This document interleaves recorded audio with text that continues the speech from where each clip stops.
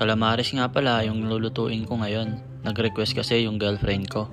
Natikman niya kasi yung luto ng best friend ko nung birthday niya.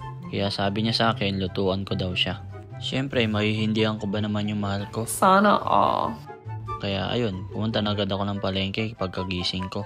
First time ko nga lang din pala magluluto ng calamares. Kaya hindi ko alam kung paano yung proseso.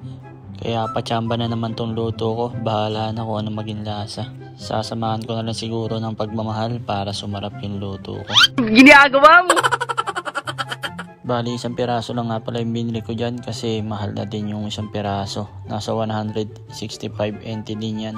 Pero malaki naman siya kaya okay na yan kahit isang piraso lang. Hiniwa-hiwa ko nga pala yan ng pang calamares talaga.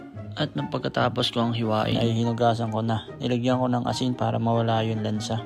Bali, nakatatlong hugas din nga pala ako nyan. Tapos, prepare ko na din yung breading. So, ayan nga, naglagay ako ng harina. Tapos, nilagyan ko ng crispy fry. Tapos, nilagyan ko din yan ng pamintang durog.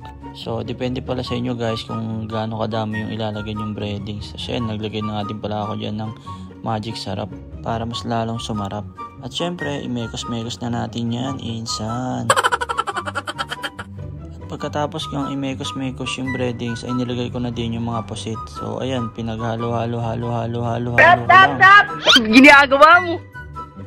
Naglagay na nga rin pala ako ng lulutuan ko. Tapos yan, binuksan ko na din yung butane para uminit na yung lulutuan. Tapos nilagyan ko na din yan ng mantika. At maraming mantika yung nilagay ko para kapag nilagay ko yung pusit na may breadings ay talagang maluluto siya. At nung mainit na nga yung mantika ay nilagay ko na ng paisa-isa yung pusit para hindi siya magdikit-dikit para mas maganda siya maluto. Bali, nakatatlong salang nga pala ako yan kasi medyo madami rin naman kahit isang piraso lang kasi malaki na yung pusit. At nung nakasalang na yung huli ay gumawa na muna ako ng sausawan. Bali, naghiwa nga lang pala ako dyan ng bawang, sibuyas, tapos nilagyan ko lang ng suka, pamintang durog, tsaka patis, imbis na asin yung ilagay ko. Tapos, minekos-mekos ko lang yan, insan. At nung matapos kong gawin yung sausawan, ay hinango ko na din yung huling nakasalang. Tapos, ito na siya guys.